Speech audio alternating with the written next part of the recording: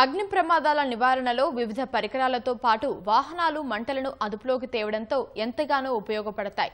ఈ నేపథ్యంలో రాష్ట్ర అగ్నిమాపక శాఖ కూడా అత్యాధునిక వాహనాలను అందుబాటులోకి తీసుకురానుంది.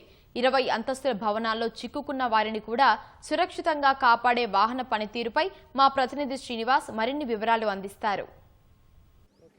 అగ్ని ప్రమాదాల నివారణకు అగ్నిమాపక శాఖ అత్యాధునిక యంత్రాలను సమకూర్చుకుంటుంది.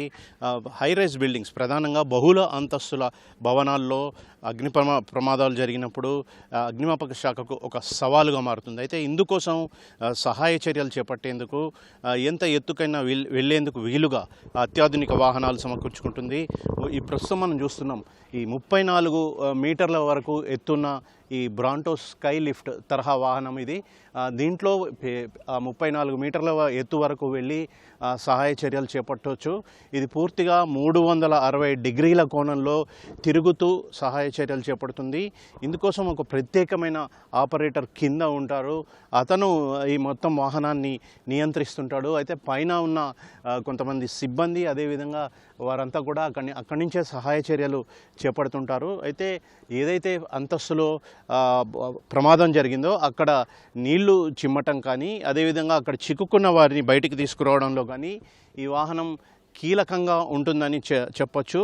దీంతోపాటు అగ్నిమాపక శాఖ ఇదే విధంగా 104 మీటర్ల ఎత్తున్న ఒక వాహనాన్ని, బ్రాంటో స్కై లిఫ్ట్ వాహనాన్ని త్వరలో అందుబాటులోకి తీసుకురానుంది. ఈ వాహనం అత్యంత బహుళ అంతస్తుల భవనాలు, ఎత్తున్న భవనాల్లో కూడా వెళ్ళి అక్కడ సహాయ చర్యలు చేపట్టే అవకాశం ఉంటుంది. త్వరలో ఇది తెలంగాణ అగ్నిమాపక శాఖ అమ్ముల పొదిలో చేరనుందని చెప్పవచ్చు.